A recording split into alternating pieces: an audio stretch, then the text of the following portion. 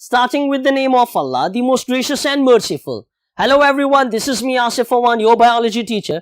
Students, आज हम अपने फर्स्ट ईयर बायोलॉजी कोर्स का बाकायदा आगाज करने जा रहे हैं, लेकिन फर्स्ट चैप्टर के फर्स्ट टॉपिक को स्टार्ट करने से पहले एक जनरल ओवरव्यू लेते हैं फर्स्ट ईयर की बायोलॉजी कोर्स का कि इसमें क्या कुछ शामिल है और आप क्या कुछ सीखेंगे। साथ में जो मैट्रिक के डिफरेंट कॉन्सेप्ट्स हैं बायोलॉजी के रिलेटेड वो भी रिवाइज होंगे। So students, let's start the overview of the first year biology course with the definition of what biology. And as you know कि biology हमारे पास दो words का मजमुआ है, bios and logos. Bios का मतलब है life and logi का मतलब है discussion. So what is biology? Biology is the branch of science that deals with the study of life. Now students, इस definition में हमारे पास दो मुश्किल words आ रहे हैं. One is the science and the second one is the life. So what is science? Science actually वो knowledge है जो कि हम इंसान हासिल करते हैं from observation and experiments. Dear students, as you would have notice कि हम इंसान जो है अशरफुल मखलूकात हैं because we have this sense. हम अपने इर्द गिर्द मौजूद चीजों को बहुत अच्छे तरीके से ऑब्जर्व कर सकते हैं, जिसमें दरिया है, पहाड़ है, माइक्रो ऑर्गेनिजम्स हैं, प्लैनेट्स हैं, गैलेक्सीज हैं।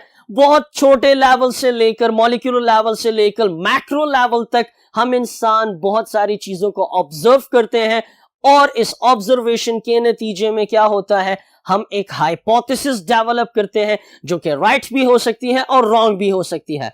नाउ स्टूडेंट्स, किसी भी चीज को ऑब्जर्व करने के बाद जो आप हाइपोथेसिस डेवलप करते हैं, सो उस हाइपोथेसिस को आप मजीद डिडक्शंस के लेवल पे ले जाते हैं और डिडक्शंस जो हैं उनको कंफर्म करने के लिए you go for the experiment. अगर एक्सपेरिमेंट से जो चीज आपने ऑब्जर्व की है वो साबित हो जाती है तो इसका मतलब आपकी हाइपोथेसिस बिल्कुल करेक्ट थी, और अगर आपकी ऑब्जर्वेशन एक्सपेरिमेंट के बाद गलत साबित हो जाती है सो इट मींस हम गए हैं टू दी नल हाइपोथेसिस कि जो हमने हाइपोथेसाइज किया था वो बिल्कुल रॉन्ग था। Now students, after the experiments, जब हम एक्सपेरिमेंट्स करते हैं उसमें हमारे पास डेटा आता है, एनालिसिस आती है, जिससे हम ये अंदाजा लगाते हैं कि कोई भी जो ऑब्जर्वेशन है, कोई भी कॉन्सेप्ट है आया वो राइट है या रॉन्ग है। अगर बहुत सारे लोग उस कॉन्सेप्ट के साथ एग्री होते हैं सो वो क्या कहलाएगा, वो कॉन्सेप्ट, वो स्टेटमेंट, वो हाइपोथेसिस लॉ कहलाएगी। और अगर कुछ लोग आपकी बताई हुई ऑब्जर्वेशन, आपके बताए हुए एक्सपेरिमेंट्स, आपके बताए हुए डेटा, आपकी बताई हुई एनालिसिस के साथ डिसएग्री करते हैं और कुछ लोग एग्री करते हैं, तो इसका मतलब ये जो स्टेटमेंट है ये लीड करेगी towards what, towards the theory. So dear students, जो बायोलॉजी है ये साइंस है किस चीज की, लाइफ की, कि लाइफ को आप कैसे स्टडी करेंगे। इसमें हम ऑब्जर्वेशंस भी रखेंगे, इसमें हम एक्सपेरिमेंट्स भी करेंगे। नाउ स्टूडेंट्स, क्वेश्चन ये आता है that what is life? Life क्या है? We can not define life. हर एक इंसान उसको अपने तरीके से डिफाइन करेगा, बट साइंस में अगर हम लाइफ को डिफाइन करना चाहें तो उसके लिए हमारे पास जवाब क्या होना चाहिए कि डेफिनेशन में आपको पता होना चाहिए कि जिंदगी का वजूद इस कायनात में सबसे पहले कैसे हुआ। सो अगर हमें इसका पता चल जाता है सो हम लाइफ की एक बहुत परफेक्ट डेफिनेशन कर सकते हैं, but unluckily we do not know. हमें लाइफ की ओरिजिन का कुछ नहीं पता कि जिंदगी पहली बार वजूद में कैसे आई। जब हमें आंसर मिलेगा तभी हम लाइफ को डिफाइन कर सकेंगे, बट साइंस जो है वो हमें लाइफ को डिफाइन करने की अपॉर्चुनिटी देती है, क्योंकि जो हमारे पास ऑब्जर्वेशन है और उन एक्सपेरिमेंट्स की बुनियाद के ऊपर हम ये कहते हैं कि लाइफ एक्चुअली बहुत सारी खुसूसियात का मजमुआ है जो कि जानदारों में होगा लेकिन बेजान में नहीं होगा। सो इसका मतलब कि जिंदगी कुछ खुसूसियात का नाम है जो कि जिंदा चीजों में होगा, बेजान चीजों में नहीं होगा। तो सवाल ये पैदा होता है कि वो कौन सी खुसूसियात है जो कि जानदार को जानदार कहलाने पे मजबूर करती हैं और बेजान को बेजान पे। सो स्टूडेंट्स, वो जो प्रॉपर्टीज हैं, वो जो कैरेक्टरिस्टिक्स हैं लाइफ की, उसमें आपके पास आती है ग्रोथ। ग्रोथ का मतलब है बढ़ना। कोई भी नॉन लिविंग थिंग खुद ब खुद ग्रोथ नहीं करती, बट आपने ऑब्जर्व किया होगा कि जब एक सीड को, एक बीज को आप जमीन में बोते हैं सो उससे पौधा निकलता है। वो पौधा अपनी लेंथ में, अपनी विड्थ में, अपनी लीफ साइज में इंक्रीज होता है, उसके बाद वो फल देता है, तो इसका मतलब वो ग्रोथ कर रहा है। So plant is what, a living organism, और उसमें लाइफ की खुसूसियत मौजूद है। ऐसे ही जो ग्रोथ है वो एनिमल्स भी शो करते हैं। डियर स्टूडेंट्स, जो सेकंड कैरेक्टरिस्टिक है लाइफ की वो क्या है? रिप्रोडक्शन। रिप्रोडक्शन हमारे पास वो प्रोसेस है जिसके जरिए जो पेरेंट्स हैं वो ऑफस्प्रिंग्स को प्रोड्यूस करते हैं। So you would have noticed कि जो नॉन लिविंग थिंग्स हैं वो रिप्रोड्यूस नहीं करते, सिर्फ लिविंग ऑर्गेनिज्म में रिप्रोडक्शन की सलाहियत मौजूद है। यही वजह है कि हजरत आदम अलैहिस्सलाम और बीबी हवा के बाद हम इंसानों की नस्ल इस 2020 तक पहुंची है। क्यों? क्योंकि इंसान और इंसानों को पैदा करते जा रहे हैं, पौधे और पौधों को पैदा करते जा रहे हैं, बैक्टीरिया से बैक्टीरिया बन रहे हैं, फंजाई से फंजाई बन रहे हैं। सो डियर स्टूडेंट्स, ये हमारे पास सेकंड कैरेक्टरिस्टिक होती है लाइफ की। और थर्ड कैरेक्टरिस्टिक आपके पास लाइफ की क्या है? That is respiration. Dear students, खुद ये समझें कि अगर आप खाना नहीं खाएंगे तो उसकी वजह से कमजोरी आएगी, एनर्जी लेवल बहुत डिक्रीज होता जाएगा। ऐसे ही प्लांट्स हैं, अगर प्लांट्स को प्रॉपर अमाउंट में मिनरल्स नहीं मिलते, न्यूट्रिएंट्स नहीं मिलते, सो दे डाई। सो इसका मतलब जो खाना है वो बहुत ही ज्यादा जरूरी है ताकि हमें एनर्जी मिल सके। सो ये एनर्जी किस प्रोसेस के जरिए आती है? It comes from the process of respiration. और रिस्पायरेशन वो प्रोसेस है जिसमें फूड की ऑक्सीडेशन होती है, जिसके नतीजे में कार्बन डाइऑक्साइड बनता है और एनर्जी बनती है। नाउ ये जो एनर्जी है it comes in the form of adenosine triphosphate, जो कि आप मैट्रिक में पढ़ चुके हैं। और एटीपी हमारे पास क्या है? It is the energy currency of the cell. कि एक लिविंग बॉडी के अंदर जो एनर्जी है वो किस फॉर्म में मौजूद है? एटीपी की फॉर्म में। So dear students, reproduction, growth and respiration are the basic characteristics of a living body. इसके अलावा एक्सक्रीशन भी आता है जिसमें वेस्ट मटेरियल्स, हम इंसानी बॉडी, हम उसके साथ साथ एनिमल्स, साथ में जो प्लांट्स है, बैक्टीरिया है, फंजाई है, प्रोटिस्ट है, तमाम के तमाम लिविंग ऑर्गेनिजम्स जो हैं वो अपने वेस्ट मटेरियल्स को खुद से रिमूव करते हैं, जिस प्रोसेस के जरिए, वो प्रोसेस कहलाता है एक्सक्रीशन। उसके साथ साथ हमारे पास और भी बहुत सारे सिस्टम है जिसमें नर्वस कोऑर्डिनेशन आपके पास आ जाती है कि वो एनिमल्स जिनमें ब्रेन मौजूद है, ब्रेन कैसे फंक्शन कर रहा है। So dear students, life actually बहुत सारी खुसूसियात का मजमूआ है जो कि बेजान में नहीं पाया जाएगा। नाउ स्टूडेंट्स, यहां से हम थर्ड बात पे जाते हैं कि जब हम बायो को पढ़ते हैं, सो बायो एक्चुअली स्टडी है किसकी? लाइफ की। तो सवाल ये पैदा होता है कि लाइफ को आप स्टडी कैसे करेंगे? सो लाइफ को स्टडी हम मुख्तलिफ तरीकों से कर सकते हैं जो कि आप ब्रांचेस ऑफ बायोलॉजी में पढ़े हैं। कैसे? कि अगर किसी लिविंग ऑर्गेनिज्म को, चाहे वो प्लांट है, एनिमल है, प्रोटिस्ट है, फंजाई है, बैक्टीरिया है, अगर उसको आप जाहिरी तौर पे देखते हो, जाहिरी तौर पे आप उसको स्टडी करते हो, सो इस ब्रांच को हम मॉर्फोलॉजी बोलते हैं। अगर उन लिविंग ऑर्गेनिजम्स की इनसाइड बॉडी को आप चेक करते हैं, उसको स्टडी करते हैं, that is called as what? Anatomy. Now dear students, for example आप एक ह्यूमन बॉडी को देख रहे हैं। सो ह्यूमन बॉडी में हेड है, थोरैसिक है, एब्डोमेन है, लिम्स है। सो ये स्टडी मॉर्फोलॉजी कहलाएगी।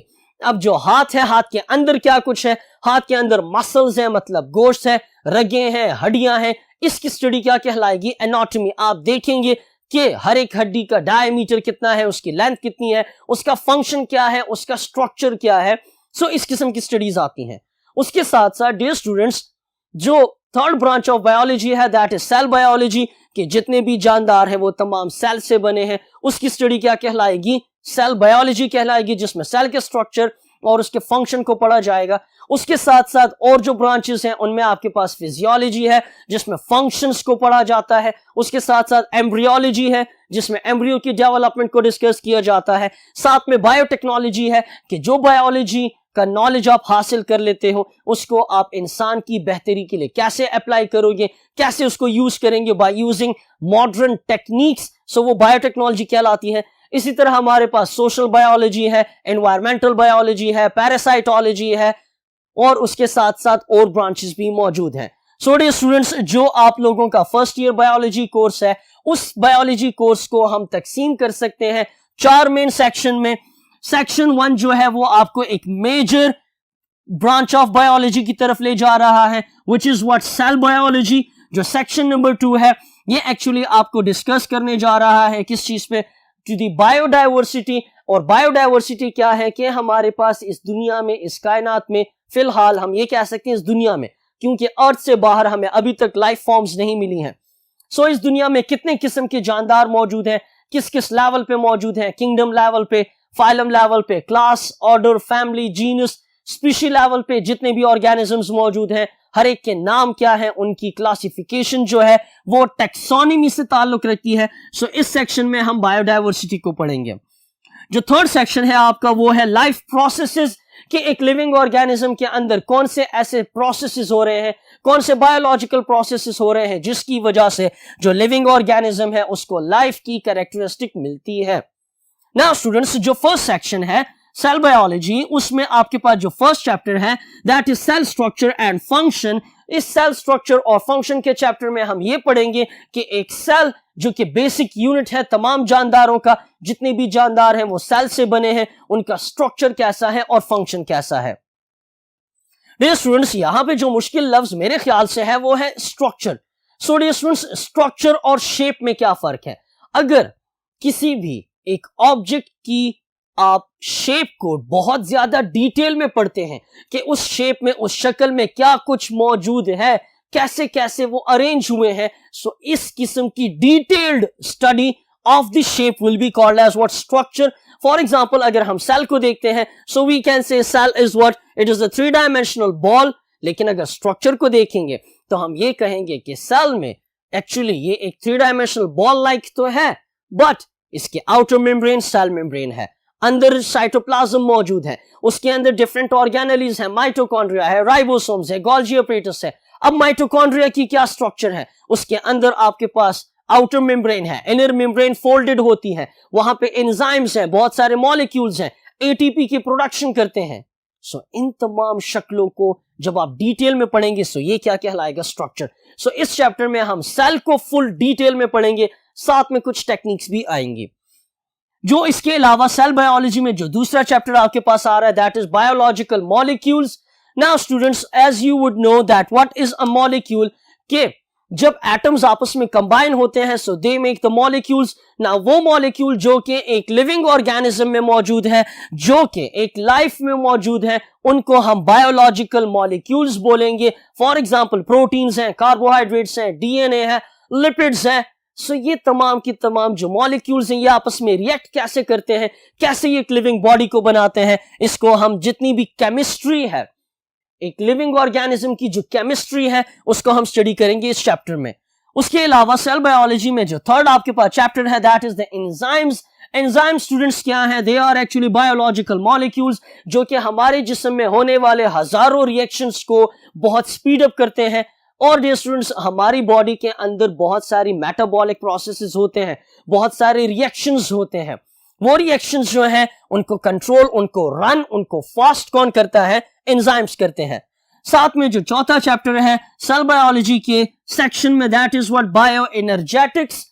नाउ स्टूडेंट्स, जो बायो एनर्जेटिक्स है ये एक्चुअली वो फिनोमेना है जिसमें एक लिविंग बॉडी एक टाइप ऑफ एनर्जी को दूसरी टाइप ऑफ एनर्जी में चेंज करती है। फॉर एग्जाम्पल, अगर हम प्लांट्स की बात करें तो प्लांट्स जो हैं वो सोलर एनर्जी लेते हैं और फोटोसिंथेसिस के जरिए ग्लूकोज बनाते हैं। अब ग्लूकोज में केमिकल एनर्जी है, so plants actually solar energy को कन्वर्ट कर रहे हैं into what? Into the chemical energy. So this phenomena is called bioenergetics और ये रिएक्शन कहलाता है फोटोसिंथेसिस। सो बायोएनर्जेटिक्स में हम इसी किस्म के रिएक्शंस पढ़ेंगे जिसमें एक टाइप ऑफ एनर्जी दूसरी टाइप ऑफ एनर्जी में चेंज होती है। सो डियर स्टूडेंट्स, जो फर्स्ट चैप्टर है ये आपको किस ब्रांच ऑफ बायोलॉजी की तरफ ले जा रहा है? It is moving towards the branch of biology which is called cell biology and you can call it as cytology. जो बायोमॉलिक्यूल्स हैं इनको आप स्टडी करते हो किस ब्रांच ऑफ बायोलॉजी में? इन बायोकेमिस्ट्री। एंजाइम्स जो है, एंजाइम की स्टडी कहलाती है एंजाइमोलॉजी। और इसके साथ साथ जो बायोएनर्जेटिक्स है इसका भी बहुत बड़ा ताल्लुक है किसके साथ?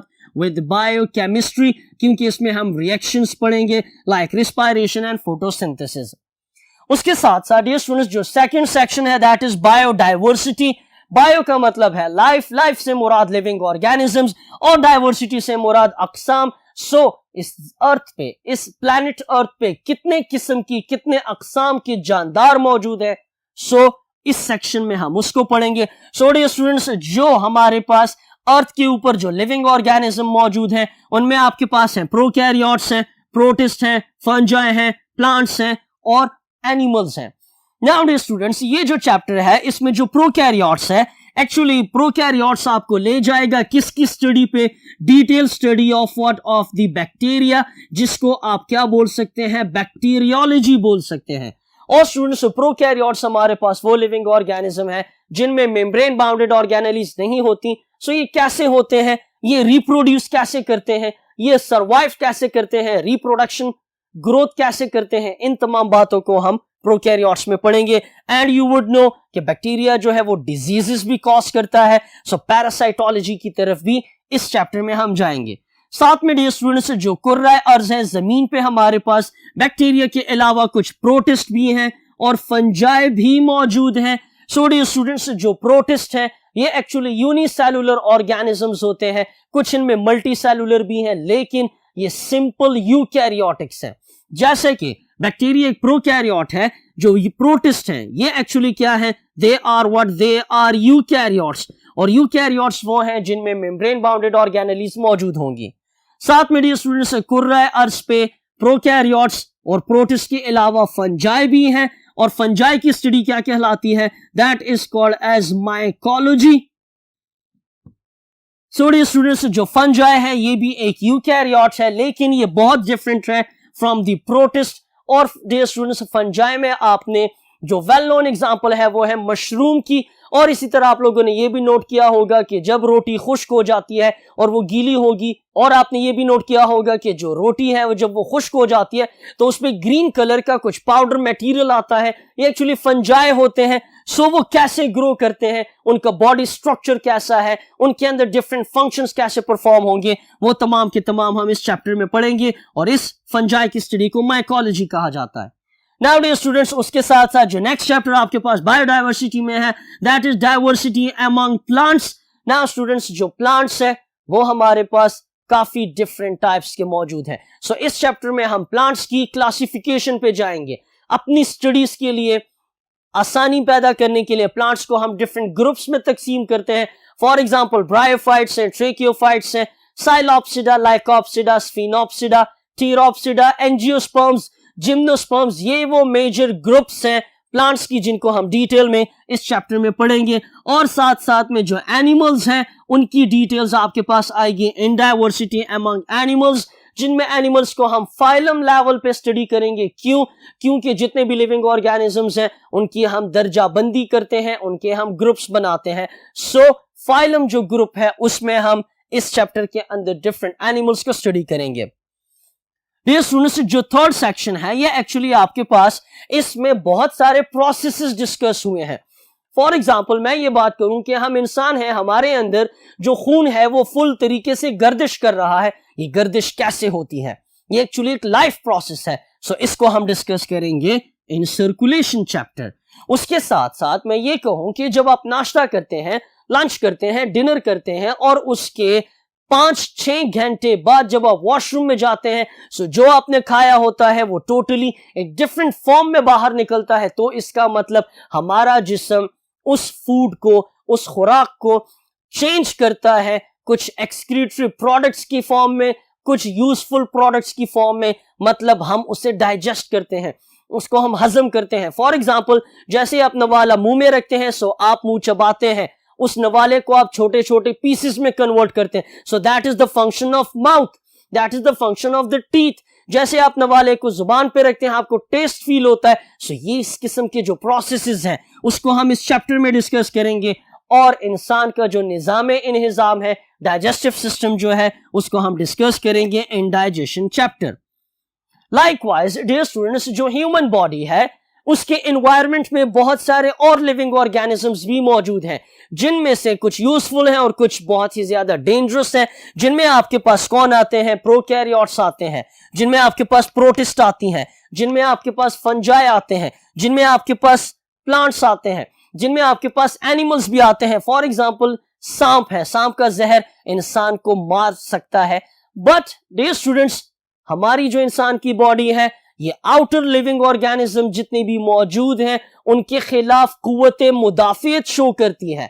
अगर आप सफाई सुथराई का ख्याल नहीं रखेंगे तो बीमार पड़ेंगे। बीमारी किस वजह से आएगी कि अगर आप कुछ खा रहे हैं, कुछ पी रहे हैं, किसी चीज को टच कर रहे हैं और वहां पे कुछ हार्मफुल बैक्टीरिया मौजूद हैं, वायरसेस मौजूद हैं, सो वो हमारी बॉडी में जाके हमें बीमार करेंगी। बट हमारी बॉडी उनके खिलाफ फाइट करती है। ये फाइट कैसे होती है इसको हम डिस्कस करेंगे इन दी इम्यूनिटी चैप्टर। और ये जो इम्यूनिटी है ये प्रोवाइड कौन करता है? ये कुव्वत मुदाफियत, ये लड़ने की सलाहियत एक्चुअली इम्यूनिटी प्रोवाइड करती है। और इम्यूनिटी की स्टडी आपके पास क्या कहलाती है? That is actually called as what? Immunology. That is called as immunology. Now students, इन्हीं लाइफ प्रोसेसेस में हम मेन जो है डाइजेशन, सर्कुलेशन और इम्यूनोलॉजी या इम्यूनिटी में एक ह्यूमन बॉडी पे बहुत ज्यादा फोकस करेंगे। लेकिन एक चैप्टर है जिसका नाम है forms and functions in plants. Human में जो सर्कुलेशन पढ़ रहे हैं, डाइजेशन पढ़ रहे हैं, इम्यूनिटी पढ़ रहे हैं, जो कि लाइफ प्रोसेसेस हैं, इसी तरह जो प्लांट्स हैं उनके अंदर भी बहुत सारे प्रोसेसेस होते हैं। फॉर एग्जांपल, प्लांट जो है वो ऑक्सीजन कैसे लेता है, कार्बन डाइऑक्साइड को कैसे बाहर निकालता है? Through stomata. नाउ जो स्टोमेटा है वो ओपन और क्लोज कैसे होते हैं?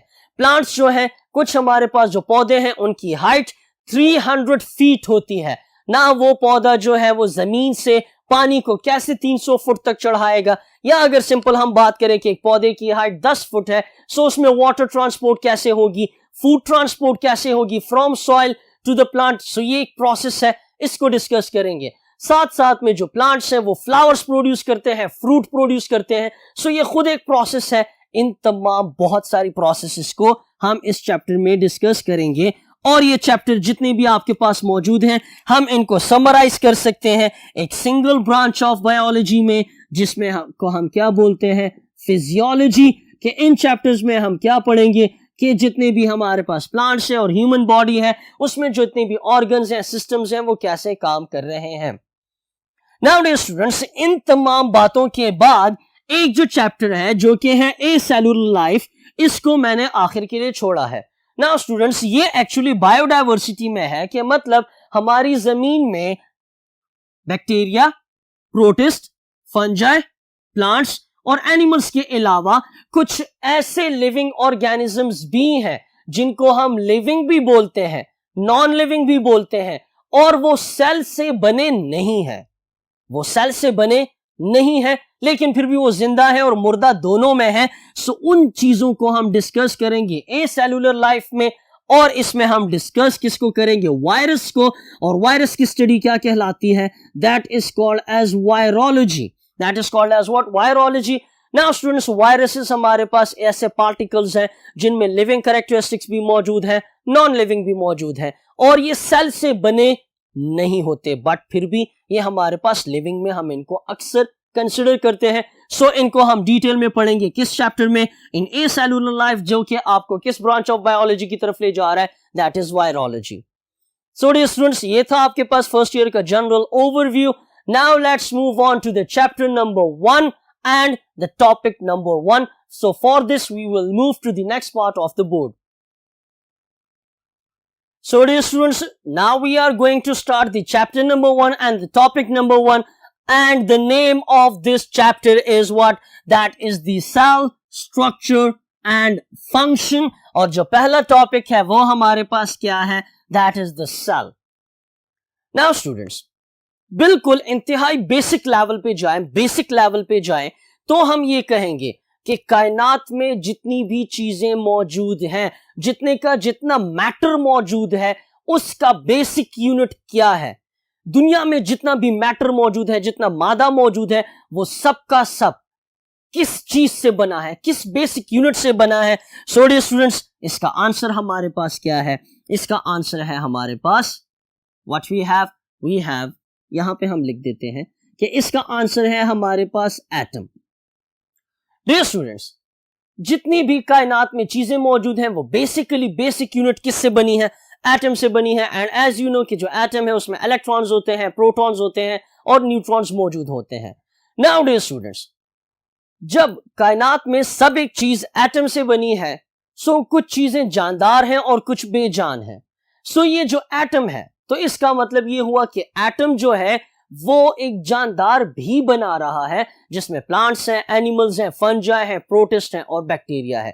सो डियर स्टूडेंट्स, ये जो एटम है जिसमें हमारे पास कार्बन है, हाइड्रोजन है, ऑक्सीजन है, नाइट्रोजन है, सल्फर है, फास्फोरस है और इस तरह के बहुत सारे और एटम्स हैं, ये तमाम एटम्स आपस में मिलकर क्या बनाते हैं? They make what? They make molecules.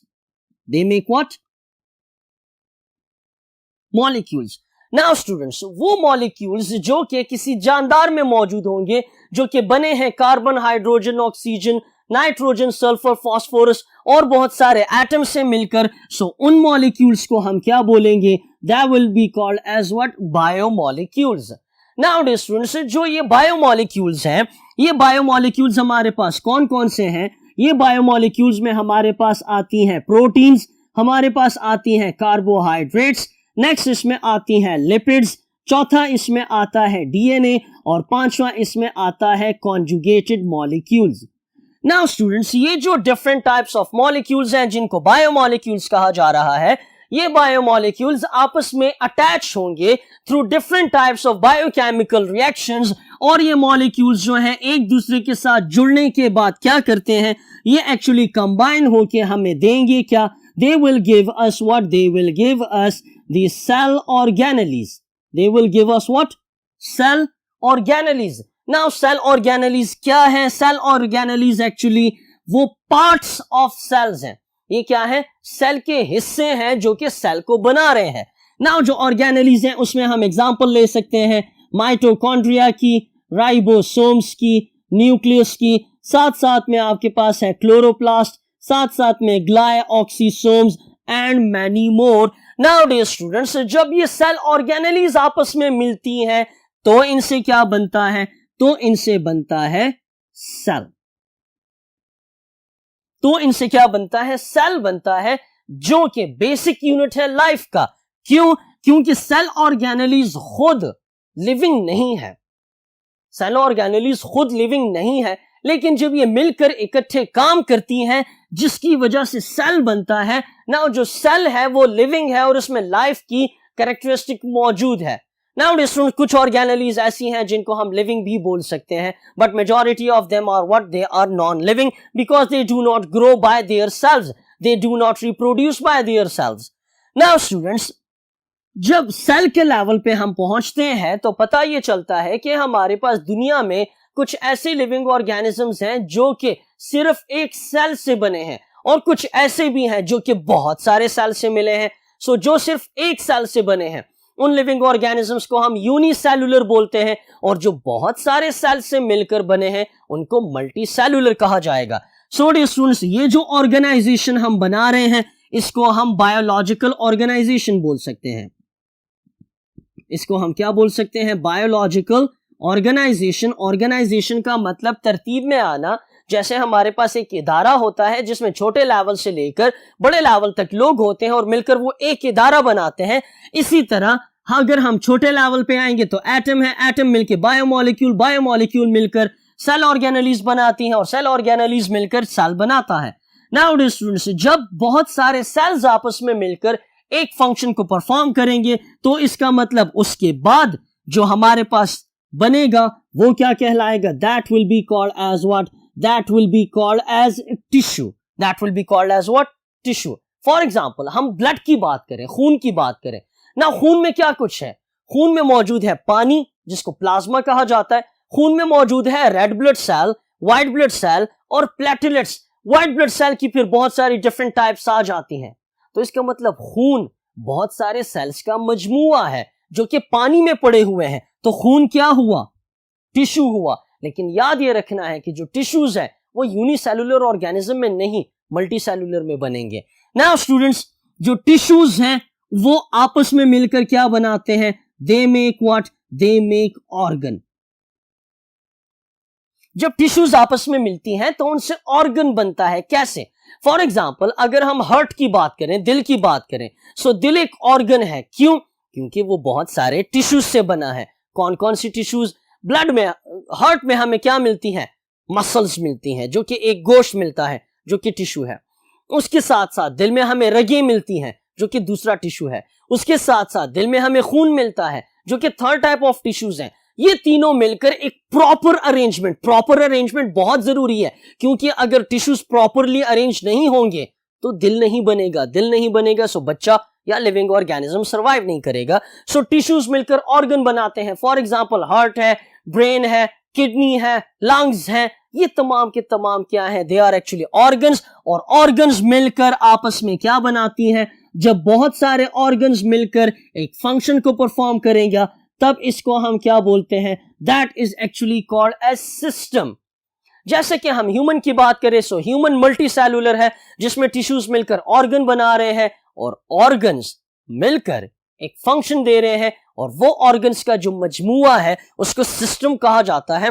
For example digestive system की हम बात करें कि वो सिस्टम जो कि इंसान के अंदर या किसी और एनिमल में फूड की डाइजेशन में हेल्प करता है। सो हम इंसानों में डाइजेस्टिव सिस्टम में कौन से ऑर्गन्स हैं, number 1 mouth, then pharynx, then oesophagus खाने की नाली, देन स्टमक मैदा, then small intestine, large intestine जिनको अंतड़ियां कहा जाता है, साथ में लिवर और पेनक्रियास भी है। अब ये जो ऑर्गन्स हैं ये मिलके काम करते हैं ताकि फूड को क्या करें, डाइजेस्ट करें। इसी तरह दिल और रगें और खून मिलकर काम करती हैं ताकि सर्कुलेटरी सिस्टम बन सके। इसी तरह kidney, ureter, urinary bladder, urethra ये मिलकर एक्सक्रीटरी सिस्टम बनाते हैं। इसी तरह nose, pharynx, larynx, trachea, bronchi, bronchioles, alveoli और लंग्स मिलकर रिस्पायरेटरी सिस्टम बनाते हैं। इसी तरह जो ब्रेन है, स्पाइनल कॉर्ड है, साथ में सेंसरी नर्व्स हैं, मोटर नर्व्स हैं, ये मिलकर नर्वस सिस्टम बनाते हैं। सो डियर स्टूडेंट्स, मतलब क्या हुआ कि ऑर्गन मिलकर सिस्टम बनाएगा, और जब ये तमाम सिस्टम इकट्ठे मिलकर एक ही बॉडी में मौजूद होंगे, उससे जो बॉडी बनेगी वो क्या कहलाएगी, that will be called as the organism. लेकिन ये ऑर्गेनिज्म क्या होगा, ये मल्टी सेलुलर होगा। सो डियर स्टूडेंट्स, ऑर्गेनिज्म के लेवल तक हम बायो ऑर्गेनाइजेशन को ले आए हैं। नाउ यहां पे अगर आप नोट करें तो एटम खुद नॉन लिविंग, बायोमोलिक्यूल्स बजाते खुद non living, cell organelles majority बजाते खुद नॉन लिविंग, लेकिन सेल क्या है, इट इज लिविंग। तो इसका मतलब जितने भी ऑर्गेनिजम्स हैं उनका बेसिक यूनिट एटम नहीं होगा, क्योंकि ऑर्गेनिज्म लिविंग है, एटम नॉन लिविंग है। ऑर्गेनिज्म में लिविंग सबसे छोटे लेवल पे कौन है, सेल है। तो यही वजह है कि जब हम सेल को डिफाइन करते हैं, सो कैसे करते हैं, that cell is the basic structural and functional unit of life, कि जो सेल है, जो खुलिया है, वो किसी जानदार का जिंदगी का सबसे बेसिक यूनिट है, जो कि डिफाइन करता है उस ऑर्गेनिज्म के स्ट्रक्चर को और उस ऑर्गेनिज्म के फंक्शन को। फॉर एग्जाम्पल मैं ये कहूं कि हम एक सेल उठाते हैं, उसको माइक्रोस्कोप में देखते हैं, और उस सेल में हमें नजर क्या आता है, सेल मेम्ब्रेन। तो इसका मतलब कि जो ये सेल है, इसमें जो मेम्ब्रेन है वो ट्रांसपोर्ट में हेल्प करेगी। सो हमारी बॉडी के अंदर ट्रांसपोर्ट होती है, सेल टू सेल ट्रांसपोर्ट होती है, ब्लड टू सेल ट्रांसपोर्ट होती है, ब्लड टू टिश्यू ट्रांसपोर्ट होती है। सो उसमें सेल मेम्ब्रेन इंपॉर्टेंट रोल अदा करता है। उसके साथ साथ मैं ये कहूं कि उस सेल के अंदर आपको गोल्जी अपरेटस ज्यादा मिलता है, और गोल्जी अपरेटस का फंक्शन क्या है, हार्मोन्स को बनाना। तो मतलब वो सेल किसका है, वो एक ग्लैंड का है जो कि हार्मोन्स बना रहा है। तो किसी भी सेल के स्ट्रक्चर को देखकर आप उसका फंक्शन मालूम कर सकते हैं। सो इसी वजह से जितने भी लिविंग ऑर्गेनिज्म है उनका बेसिक यूनिट क्या है, that is the cell. For example अगर हम फंजाई की बात करते हैं, फंजाई के सेल दिखने में हमारे ह्यूमन सेल से बहुत डिफरेंट है, क्योंकि उनका स्ट्रक्चर हमारे सेल के स्ट्रक्चर से डिफरेंट है। सो याद ये रखिए, जब स्ट्रक्चर डिफरेंट होगा तो फंक्शन भी डिफरेंट होगा। फॉर एग्जाम्पल एक दरवाजा है, उसका स्ट्रक्चर है, उसमें से हाथी कभी भी इंटर नहीं हो सकता, क्योंकि उसका फंक्शन सिर्फ ये है कि वो एक इंसान को ट्रांसपोर्ट में, उसको मूवमेंट में क्या करेगा, हेल्प करेगा, उसके लिए एक रास्ता बनाएगा, लेकिन एक हाथी के लिए नहीं। क्यों, हाथी के लिए फिर दरवाजा भी बड़ा होगा, तो उसके लिए अलग स्ट्रक्चर चाहिए। सो ये सिंपल सी एक लैम्प सी एग्जांपल थी, सिर्फ आप लोगों को कॉन्सेप्ट क्लियर कराने के लिए। लेकिन याद ये रखना है, जिस चीज का जैसा स्ट्रक्चर होगा वैसा उसका फंक्शन आएगा। नाउ डियर स्टूडेंट्स, जब हम लाइफ की बात कर रहे हैं तो इसका मतलब लिविंग ऑर्गेनिजम्स की बात कर रहे हैं। सो हमारे पास इस कुर्रा अर्थ पर कौन कौन से लिविंग ऑर्गेनिज्म हैं जो कि सेल से बने हैं। शर्त यह है जो कि सेल से बने हैं। सो सबसे छोटा जो सेल है वो बैक्टीरिया है, जो कि क्या है, यूनी सेलुलर है, और उसके साथ साथ ये प्रोकैरियोटिक है। जो प्रोटिस्ट है ये भी क्या है, यूनिसेलुलर है, बट सम आर मल्टी, कुछ मल्टी हैं, और ये क्या है, दे आर यूकैरियोट्स। लाइकवाइज जो फंजाई है वो है मल्टी सेलुलर, और ये भी क्या है, यूकैरियोट। जो प्लांट्स और एनिमल्स हैं ये दोनों क्या हैं, दे आर मल्टी सेलुलर, और उसके साथ साथ ये क्या है, यूकैरियोट्स हैं। लेकिन एनिमल प्लांट से डिफरेंट है, पौधे फंजाई से डिफरेंट है, फंजाई प्रोटिस्ट से डिफरेंट है, प्रोटिस्ट बैक्टीरिया से डिफरेंट है। क्यों?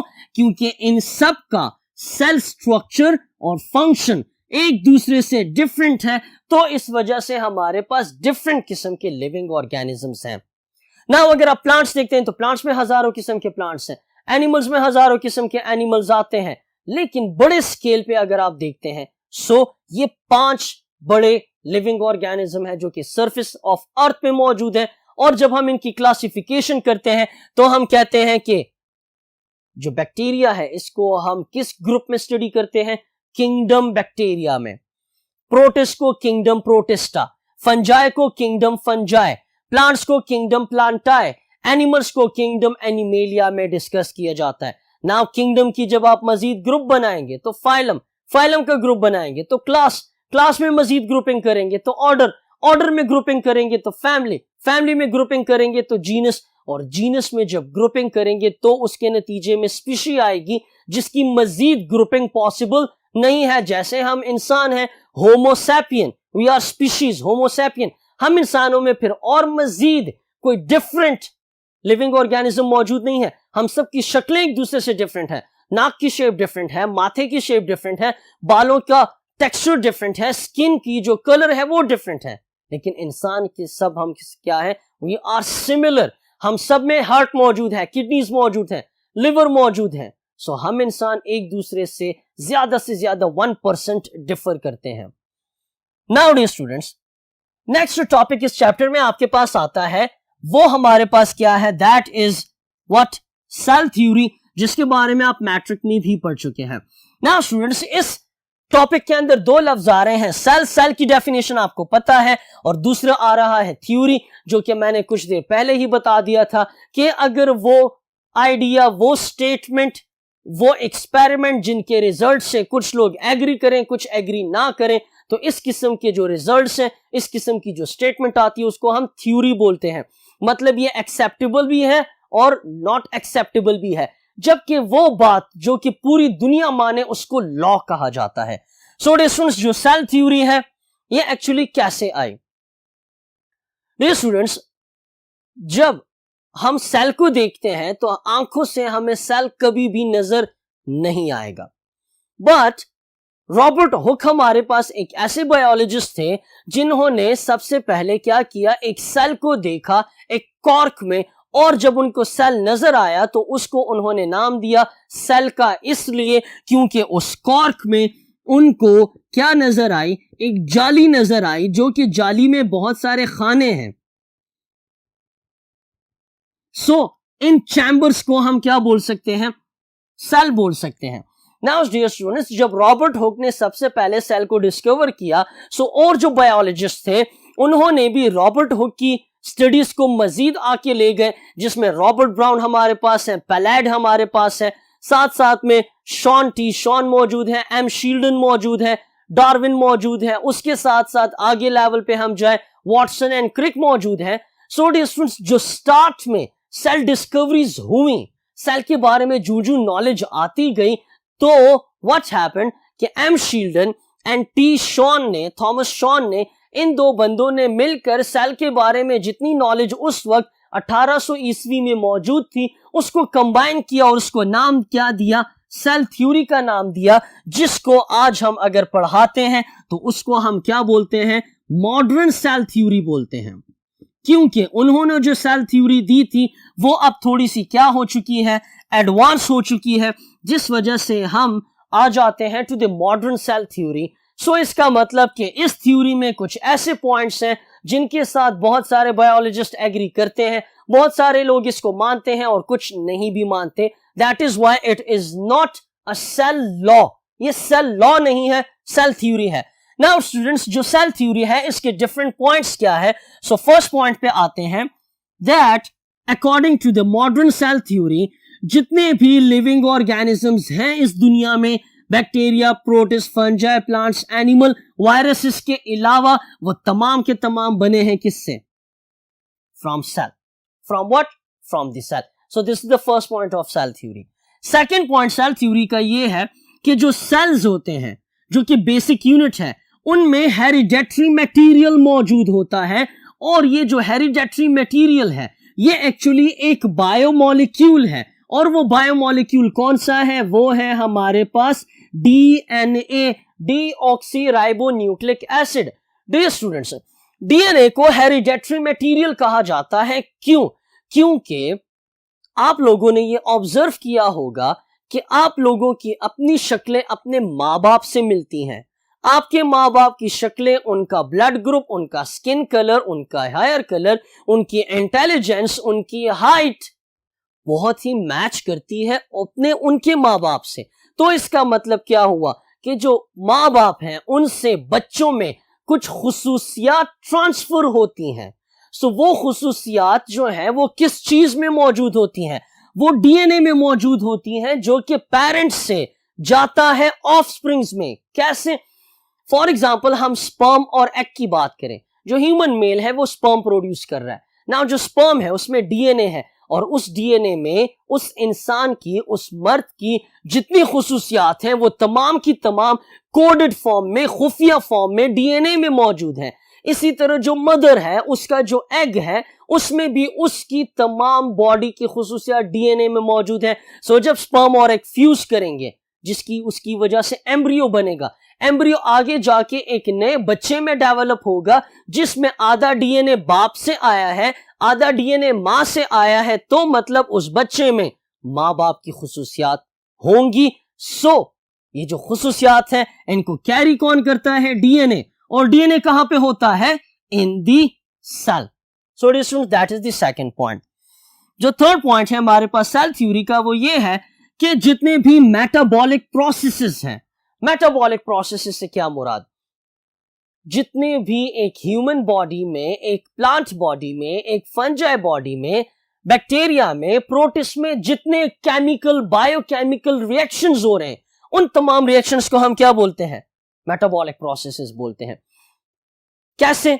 फॉर एग्जाम्पल, हम ये कहें कि जब कार्बन डाइऑक्साइड और वाटर आपस में रिएक्ट करते हैं तो ग्लूकोज बनता है, साथ में ऑक्सीजन बनता है. अब ये रिएक्शन कहां पे होता है? प्लांट्स में. तो मतलब प्लांट्स क्या है? प्लांट की बॉडी एक लैब है, एक टेस्ट ट्यूब है, जिसमें रिएक्शंस हो रहे हैं बहुत सारे, और वो रिएक्शन माइक्रो लेवल पे, छोटे लेवल पे एक्चुअली कहां पे हो रहे हैं? Within the cell. Cell के अंदर बहुत सारे रिएक्शंस होते हैं.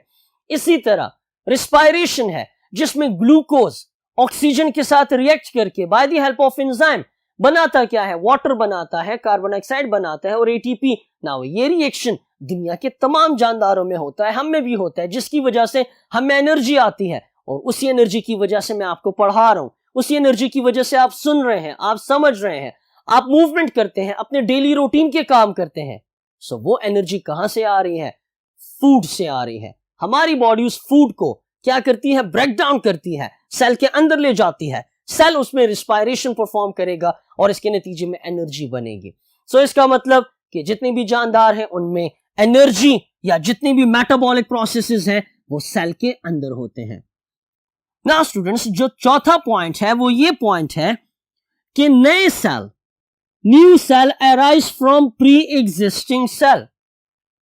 कि जो नए सेल हैं वो बनेंगे कैसे? पुराने सेल से. इसका मतलब क्या हुआ? इसका मतलब ये हुआ कि अगर आपके पास कोई एक सेल है तो उसका बैकवर्ड, उसके बैक साइड पे उसके पेरेंट्स मस्ट होंगे. पेरेंटल सेल होगा तभी एक डॉटर सेल बनेगा. सो ये डॉटर सेल न्यू सेल है, ये पेरेंटल ओल्ड सेल है. तो ये न्यू सेल अराइज हुआ है, बना है किससे? इस ओल्ड पेरेंटल सेल से. तो ये बात भी ठीक है कि नए सेल कब बनेंगे? जब पुराने सेल डिवाइड करेंगे, माइटोसिस होगी, मियोसिस होगी, या हम कह सकते हैं बाइनरी फिजन होगी. ये वो तमाम प्रोसेस है जिसके जरिए सेल तकसीम होता जाएगा और नए सेल बनेंगे. लेकिन नए सेल के बनने के लिए पुराना सेल चाहिए, जो कि डिवीजन है. So these are all what? These are all the four major points of what? Of the modern cell theory. जबकि old cell theory जो है उसमें हमारे पास हेरिडेटरी मटेरियल वाली बात नहीं थी, क्योंकि बाद वाले एक्सपेरिमेंट से हमें कंफर्म हुआ कि एक्चुअली जो मटेरियल है वो डीएनए है जो कि खुसूसियात को ट्रांसफर कर रहा है. सो डियर स्टूडेंट्स, ये चारों के चारों पॉइंट्स हैं. नाउ ये जो चारों के चारों पॉइंट्स हैं ये आपके लिए इंतहाई क्लियर है और आसान है. और अभी मेरा सवाल आपसे ये है कि आया आप में से कोई एक ऐसा स्टूडेंट है जो कि ये कहता हो कि ये 4 पॉइंट्स में से मैं किसी भी, फॉर एग्जाम्पल 1 2 3 4, कि मैं नंबर 1 पॉइंट को नहीं मानता, 2 को नहीं मानता, 3 या 4 को नहीं मानता. सो इसको आप खुद ही सोचें.